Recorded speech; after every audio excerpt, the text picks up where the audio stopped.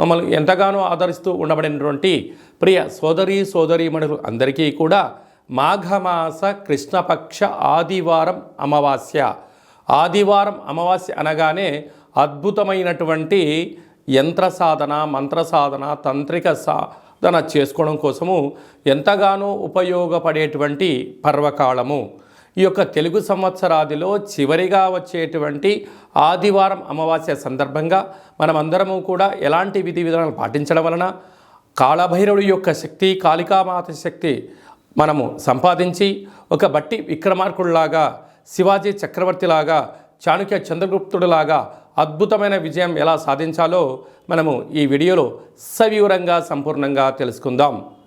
10వ తారీఖు 3వ నెల 2024 మాఘమాసము, కృష్ణపక్షము, ఆదివారము, అమావాస్య, పూర్వాభాద్ర నక్షత్ర సందర్భంగా మనం ఎలాంటి విధిని పాటించాలో సంపూర్ణంగా తెలుసుకుందాం.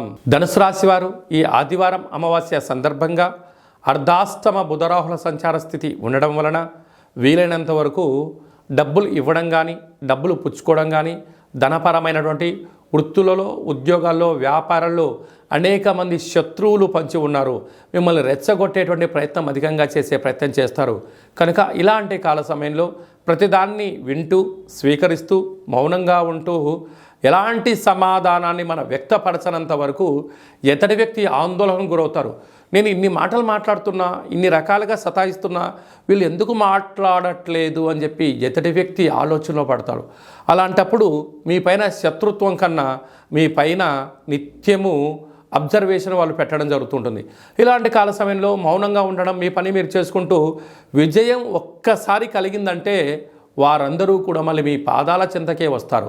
ఇలాంటి కాల సమయంలో కూష్మాండ దీపము, కాళభైరవ స్వామికి అర్చన, ఈ యొక్క ఆదివారం అవ్వడం వలన 4:30 నుండి 6 గంటల వరకు అమ్మవారిని స్మరించి నిమ్మకాయ దీపాన్ని ఎప్పుడైతే పెట్టగలుగుతారో శత్రువులు తొలగి మీరు అనుకున్న విజయం మీ సొంతం అవుతుందని చెప్పి గమనించాలి.